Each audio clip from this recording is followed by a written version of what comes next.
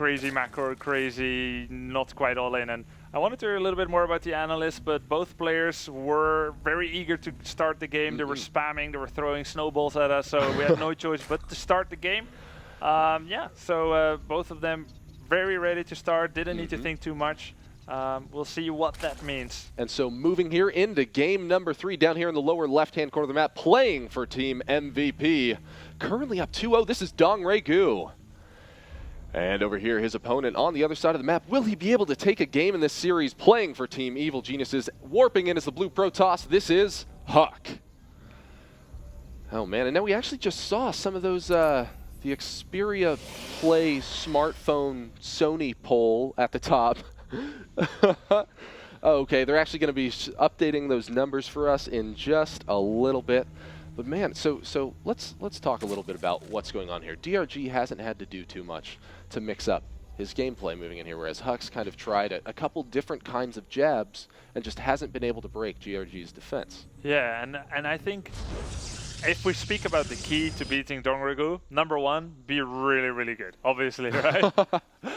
Number 2, be kind of like this wall against which his wave breaks upon but can't make the wall crumble. Sure. So that's kind of what MC was representing. He was absorbing the shock of Dongraegu and then hit back still maintaining in the right time, yeah, and maintaining. But Huck has tried to either do a very early aggression or kind of not respect how hard Dongraegu can hit. So I would like to see him play more to what he knows about Dongraegu. Yeah, and we actually saw that, like, oh, actually, yeah, let's go ahead and talk about that. So here are the Xperia Sony smartphone poll results. Man, that is 78% for Huck.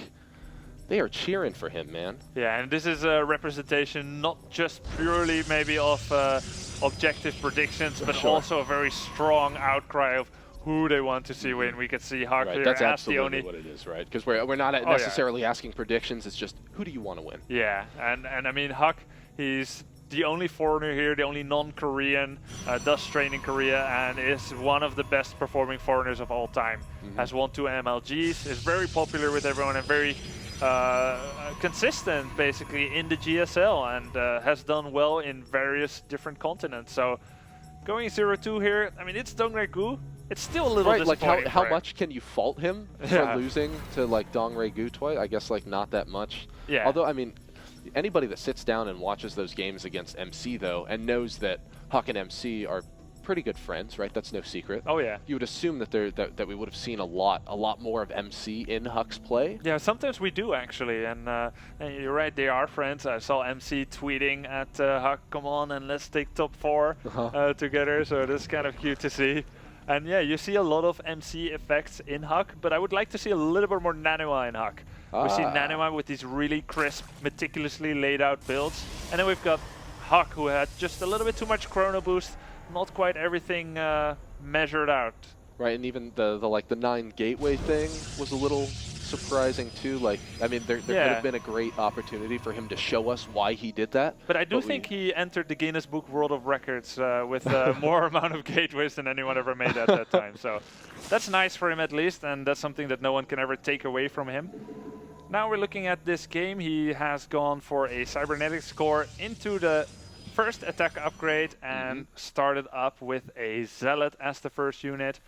Probably going to see a Stalker afterwards. Yeah, and I mean, this is the type of map where the third base for Zerg is quite out of the way, unless they choose to make it next to the rocks at the natural third position. Well, he has absolutely opted for building that third just so far away. Now, it's not going to be that awkward for him to defend because we've seen DRG just get out so many units. Yeah, right? But I mean, with the slow roaches without connected creep, it is going to be more difficult. So what I feel like would be a very natural, very standard opening for Protoss on this map would be to go something like either a 4-gate Zealot pressure there, just to make the Zerg uncomfortable and maybe do more damage than you would normally when Zerg has all their bases together, or to go for something like a heavy gateway build, like not just a 4-gate, but a 6 or 7 or an 8-gate. Or it's Huck, why not 12? Right, he can do it at 15 this time, whatever, why not break his own record? So this time, actually, this build seems relatively close. Oh, just kidding, there he is, adding on 3 more gateways. I was going to say he was actually in nice position to do pretty much the exact same thing as he did. But look, there we go. Okay, more gateways. And it makes sense, right? Because this is Huck's roots. And what do you do when you're 0-2 and all your carefully laid out plans don't work? You go back to your roots. Yeah. And I mean, when you're not confident about how it has gone so far, you need to do that in order to feel the most natural, the most nice and dandy. So Huck has chosen to add 7 gates, will finish up his first attack upgrade, and has still hidden his intentions. There are no overlords really that nearby. And Dongraegu does know Huck has not chosen to move out yet, so that's going to lull him into a sense of false security. 6 more drones coming in. Will top out at 61 drones, excuse me. And the Lynx just poked in there. Saw 2 sentries. Doesn't mean too much, so will we see more drones coming up? And so what's so crucial to this is that Huck has done a great job getting those pylons out there this time, right? He has so many pylons in very sneaky places, so he's going to be able to continue this assault however he pleases. Now, we've got that first warp in of all those zealots moving in, and those spine crawlers are nowhere near finishing, meaning that Huck is going to have free reign over this base here. But is DRG going to be able to save all of these drones? We see him moving back onto the supply line, waiting for his roaches to pop out, but now Huck is going to continue this aggression, and we see some of those Zerglings coming in, but now Huck's sentries are also continuing in, and those sentries could be caught out of position. We've got DRG starting to surround them, but he does have enough energy. Oh, some really nice force fields being placed down, and just all of those zealots are able to continue through. Now, DRG's in an awkward spot for defending this. Yeah, this is just great by Huck. This is looking really good, and Huck fans are rejoicing as Huck at least is probably going to get 1 map in this series. He has chosen to just not play too many sentries, not rely too much on positioning, but just making massive amounts of units, zealots and stalkers, and it's looking so hard for Dongraegu to deal with this. These drones are trying to run away, maybe a few will die along the way, but the real story here is that Dongraegu almost seems not to be able to hold this 3rd hatchery. It will most likely die, and Huck has already chosen to resume probe production. He's like, okay, this is definitely gonna die, I'm probably gonna do even more damage at your 2nd. I'm gonna make more probes now at home, and a couple of more pylons. Small supply box there for Huck. Big fight going on there, and these roaches will be cleaned up. GG. Huck takes back 1. Vengeance, saving grace, saving honor, saving face, saving EG face. Huck is, not too bad. 1-2. No, it's something to be more proud of than 0-3. Right. Absolutely, because at least he was able to get that point onto the map. It could come down to tiebreaker at some point, but really more importantly, it's all about getting that pride, like you were talking about, right? Making sure that you can believe in yourself by knowing that you were able to win a game instead of going 0-3. And I mean, this was the perfect map to do this type of style, but I would have liked to see him play more close to that style, perhaps all throughout. But in any way, let's see what Sheth and Tastes have to say about this. It was a nice game, I think. Let's see what you think. Nice revenge match there by Huck. Every win counts here. So even though I guess that was a series, he lost it. It's not how this tournament works. This is a different format. Did you guys catch, actually, that the air weapons upgrade?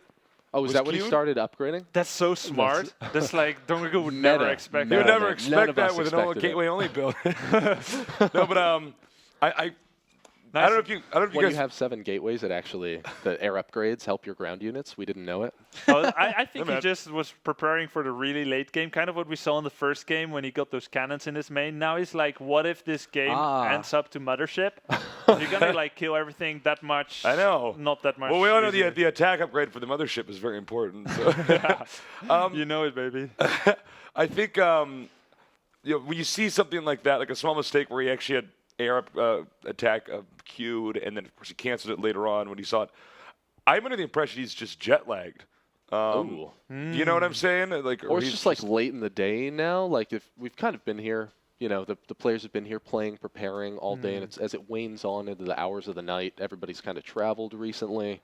Let me put forward a 3rd hypothesis here. Please. Terrence, what do they do when they're ahead? They know they're gonna win. They put mules in your base. What has Protoss got, man? Oh, that's right. We do air upgrades, man. We do air upgrades. You watch the replay, you realize I was not at 100% efficiency yet, and you're just going to be so scared the next time you face me. Yeah, man. If you're really brave, you just type that in. You're like, I'm upgrading air, and I'm not getting to Stargate either. So I'm going to give you false information, right? So that's what we got. Sheth, what are your thoughts? Well, to be fair to Huck, he did cancel the air upgrades whenever he kept doing his push. And it was a great decision making. He realized canceling the air upgrade. Well, yeah, that was a good call. decision. It's difficult. You got to give him that one. You have to debate, should I be mannered or, get this air upgrade? And but in all seriousness, the 8 gates, you don't really, or I wouldn't have expected it because of the 9 gate. Like, you wouldn't think you would keep doing that sort of just, I'm going to come kill you sort of thing. But and because DRG actually, you could see, had a little bit more drones than the last game when the Zealots came in. So it was really just DRG thinking, well, I can hold off that same, faulty pressure. I mean, he had 9 gates and he only warped in 6 Zealots. I can deal with this. But then Huck had 8 gates and actually warped in 8 units, and just it worked. It's tough, man, when the opponent uses all the gates. Yeah, that makes it real tough. And that's the trick, man. It was kind of like 2 things worked out for Huck there. That time, much different than the other games, he was able to land all those pylons. Right, where previously DRG just did such a good job stopping them. I didn't even notice those pylons. I'm so embarrassed. I didn't either. Oh, that's okay. We all saw them when it counted, so it's fine. And then also DRG built so many more drones than he did in the previous games. Yeah, he was well which to is 61. weird because you're third so far. Right? Yeah. You would expect maybe a little more units that time, but Why? I might have missed this. What was the rationale for actually taking that third base? Was he getting blocked? I mean, the rocks, man. You can't I mean, I would always take my third really awkwardly. I think. Yeah, I would do something like take another main or something where it just might not get just spotted. Yeah, either that or just build it next to the rocks. Kind of accept you're not going to get full income there, but at least it turns into a macro hatch later. Just kill it later, and later it'll be a macro hatch. Yeah, exactly. Okay, yeah, I just felt like that location was the most predictable location that's also going to be very hard to defend. Yeah.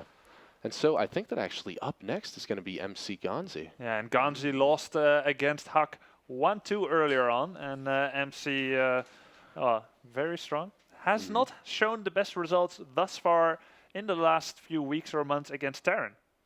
MC has seemed to be a little bit struggling. We saw at the winter championships, he was with a lot of Terrans, and he lost to almost everyone. Will he have been able to recharge his batteries and reinvent himself? Or will Gonzi be like the springboard that he needs to hop back in to versus Terran? Because Huck felt really confident. Huck actually felt like he should have taken that 3-0 against Gonzi. And Gonzi's been talking a little bit about his wrist as well, saying that it's been hurting quite a bit. Yeah, his left wrist. Yeah. It's the first time in his life that his wrist hurts. So he's a little bit perplexed and disappointed by that. But let's see. He's only human, man. I guess it just happens to the best of us. Huck's position in this tournament, not too bad. 2-1, 1-2. Still a lot of hope for the foreigners, for Huck, the fan favorite. Next, MC Gonzi. Yeah, will be nice to see. MC, he won his first match pretty convincingly, and Gonzi lost. So definitely both need this win. Gonzi needs it even more. Will this burning desire help him to catapult into a win? Well, hey, we'll find out soon enough. Ladies and gentlemen, be sure to stay tuned for more MLG Spring Arena #1, because when we come back, we are going to have Gonzi versus MC, so keep it locked.